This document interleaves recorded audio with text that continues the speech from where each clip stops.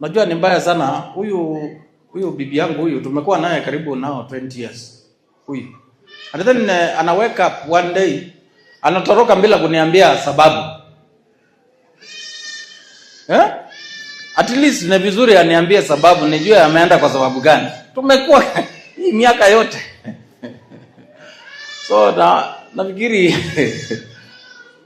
baba na ODM the Kamba community and this region tumekwama na wao.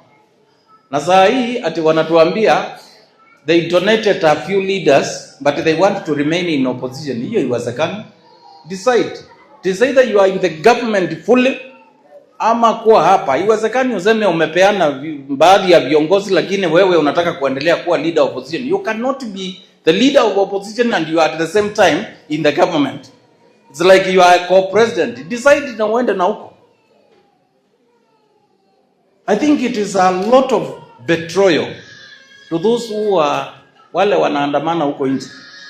Wanaandamana alafu unasikia gai. Unaamka unapata watu wamekimbia kwa serikali. Hiyo maneno ile tulikuwa ile inafanya hawa wanarika waandamane Gen Z. Part of it is not the question of national government or government of national unity. That was not in the equation. Hiyo ni equation imeletwa na viongozi wa wanasiasa. Na hakuna kitu inaitwa kuleta nchi pamoja. Wakenya were in their own wisdom voted for Kenya Kwanza. Kenya Kwanza iongoze. Hakuna haja ya kuchukua watu hapa. That is to kill democracy. Na nyinyi wa Kristo tuombe sana. Kwa sababu itamaanisha Kenya opposition inaendelea kumalizika, watu wakiingia kwa serikali. So wakati tunafanya wizi kwa serikali, mambo mabaya yanatendeka kwa serikali, nani ataambia wananchi wa Kenya haya yanatendeka? So hiyo maneno yaangaliliwe. Sana sana Mumbuni North tulimpoteza kiongozi wa huko. For many now almost over a year tumekaa bila IEBC, hakuna uchaguzi.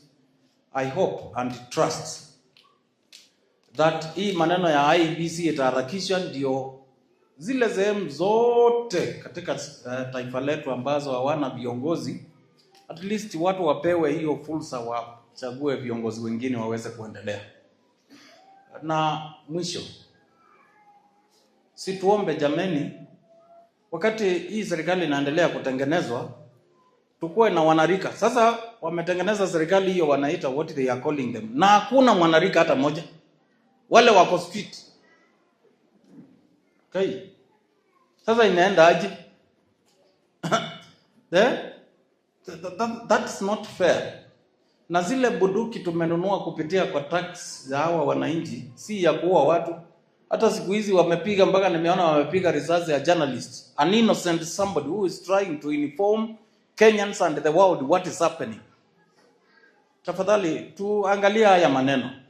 Ndio tukue na serikali ambayo imebarikiwa na tunasonga mbele sisi zote pamoja. Tukaambiwa asla government. Na tukasema ni sawa. Na kanisa mkapiga magoti mkaomba. Tukasema kila kanisa nikienda nilikuwa nasema tunaomba. Hawa wanazuiliwa na bunduki, wanaambiwa hawa hawawezi, hao ndio wataweza. Na Mungu akaiwezesha ikawezekana. Wakaingia kwa viti na tukaingia kwa viti. Hiyo tunasema eko na asante kwa Mungu. Lakini part of that, pastor, na wale wasomi walioko hapa, there is no country on earth that has grown as a result of high taxation regime. Hakuna.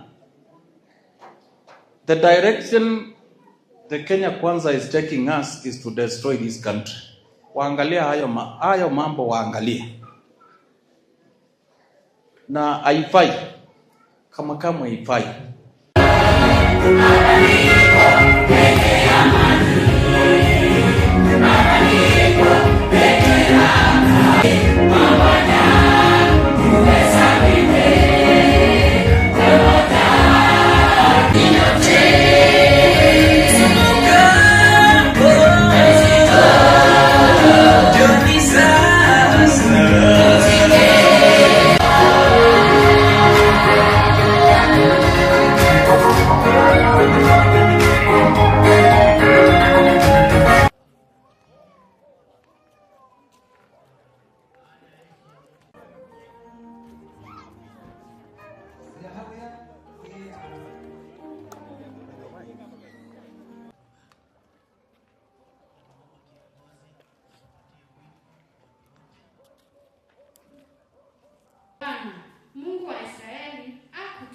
amri akisema, enenda wakutanisha Naftali na Zabuloni waende Kedeshi.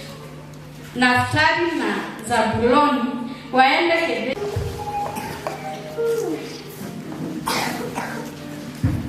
na wewe, maana Bwana atamuza Sisera katika mkono wa mwanamke Dibora.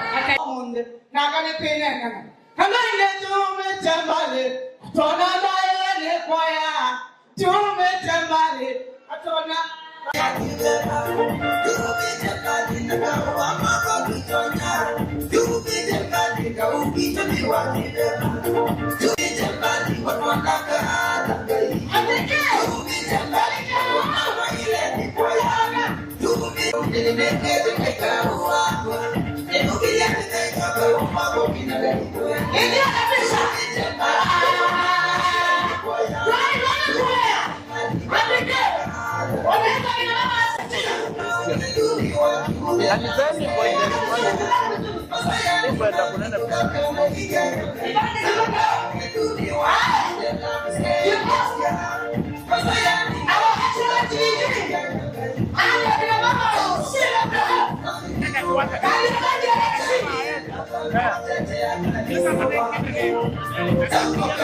Ninatunga taarifa.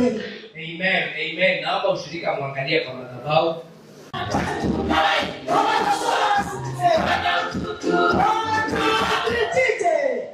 Kwa neno au kwa tendo, fanyeni yote katika jina la Bwana Yesu, mkimshukuru Mungu Baba kwa yeye. Sema kutoka wapi?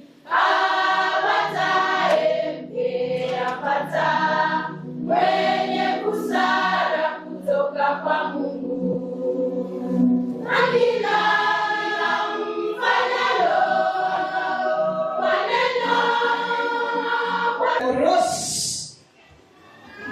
Mke wake Momina asogea kidogo ni msuke ukaana hivi na leo kwa Mola.